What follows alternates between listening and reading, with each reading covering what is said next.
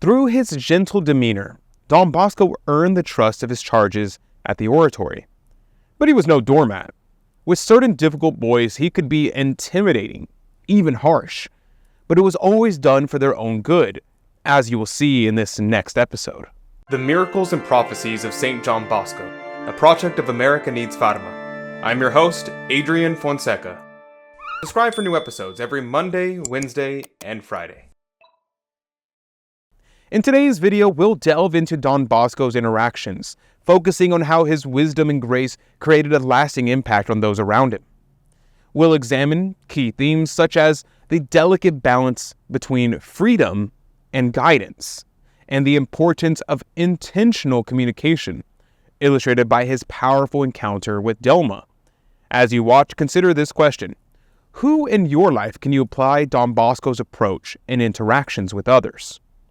Oh, and don't forget, this November, you can honor the souls in purgatory by becoming a monthly promoter of the Miracles and Prophecies of St. John Bosco. Your support helps spread his inspiring message and offer powerful spiritual aid. So click the link below to learn more and join us on this mission. Let's dive in. During playtime after Vespers, Don Bosco was often surrounded by many boys, clerics, and priests. The pupils always had a string of questions that flew thick and fast, utterly unrelated just as they popped up in their young minds. Their questions were completely uninhibited as Don Bosco encouraged their confidence like a loving father. One day, an older boy blurted out, "May I say something?" "Speak up," Don Bosco replied. "It seems that our choice of vocation is not entirely free, or at least not entirely without some moral pressure. For example, your nephew, Luis, did not feel he was called to be a priest, and so he was obliged to become a farmer. He had no other choice. It was the same with Rigamonti. He went home because he felt he was not called, and his parents told him, in that case, you'll be a farmer, like us. And you approved this decision." Here at the oratory, Don Bosco answered, "One's choice of vocation is entirely free. As for those who have no priestly vocation, considering the wretched times in which we live, I think they are far better off as farmers. But if a farm boy is encouraged to study to see if he has a priestly vocation, and then realizes that he is not called to that state, no harm is done in sending him back to the farm. In fact, it's better for him." "Indeed, we can't deny," another boy remarked, "that God gives many favors to those who are accepted here." "Yes," Don Bosco rejoined, "we must truly thank God for his mercy. You all knew young Delma? He came here not so long ago. I had already been informed about his past conduct. He roamed about, always on alert to see if someone was spying on him, trying to size up someone he could trust, only to find out eventually that this was no place for him. He saw eyes upon him everywhere. At last he came to see me one evening. 'What's your name?' I asked. 'Delma.' 'And who am I?' 'Don Bosco.' 'Who am I?' 'Don Bosco.' Once again, 'Who am I?' 'Don Bosco. Who else?' Now, do you want to know why I made you repeat the same answer 3 times? Because the Lord has 3 things to tell you. Stop sinning. Put your conscience in order. And give yourself to God before it's too late. Goodbye." Delma went to bed upset. He spent the whole next day brooding over my words. That evening he came to see me again, quite beside himself. At first I thought he had quarreled with someone, but weeping, he told me, "I am in your hands, Don Bosco. Please, help me save my soul." "But the good oratory goes beyond that," another boy said. "What about Protestant conversions?" "Yes, indeed," Don Bosco continued. "There is a movement toward Catholicism among them. The other day, a leader of theirs sent me a note to tell me that after being out of the true church for 18 years, he wanted to make his confession.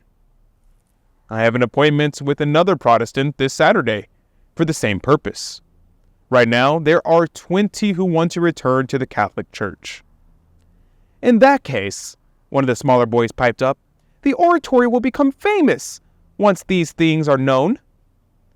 "Well," Don Bosco commented, "I found that the more the oratory remains unnoticed, the better off it is. Often things which seemingly should redound to God's glory, once publicized, turn out otherwise." With that, Don Bosco gave the boys a broad smile and told them that question time was over for the day and it was time to get ready for bed. And this November, you can honor the souls in purgatory by becoming a monthly promoter of the miracles and prophecies of St. John Bosco. Your support helps spread Don Bosco's inspiring message and offers a powerful spiritual aid to those in need. As a promoter, you'll be remembered in a special Mass every single Saturday while we'll pray for your intentions, which can be for the souls of your family who have gone before us. Additionally, you'll be included in our daily rosary intentions. The Church teaches that the Mass is the most powerful prayer for aiding souls in purgatory, and the rosary is a potent weapon against evil. By joining our monthly promoters, you're not just spreading Don Bosco's legacy, you are also receiving the grace of the Rosary and the Holy Mass for all your intentions. So click the link below to become a monthly promoter and help souls on their journey to heaven. As we reflect on the life and teaching of St. John Bosco, we are reminded of the profound impact that one person can have when guided by wisdom and grace.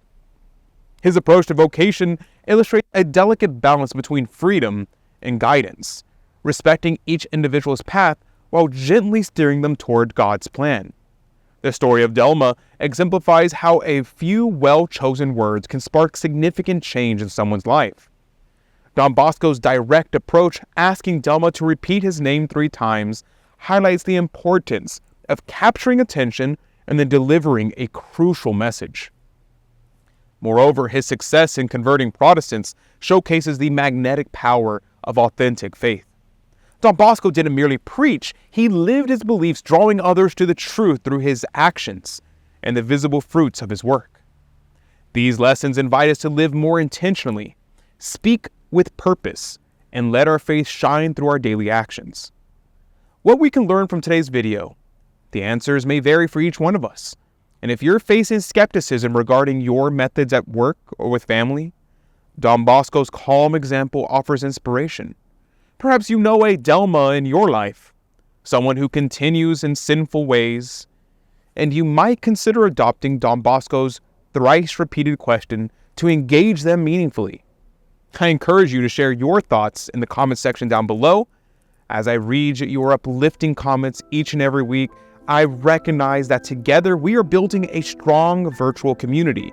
Many of you I recognize as regular commenters.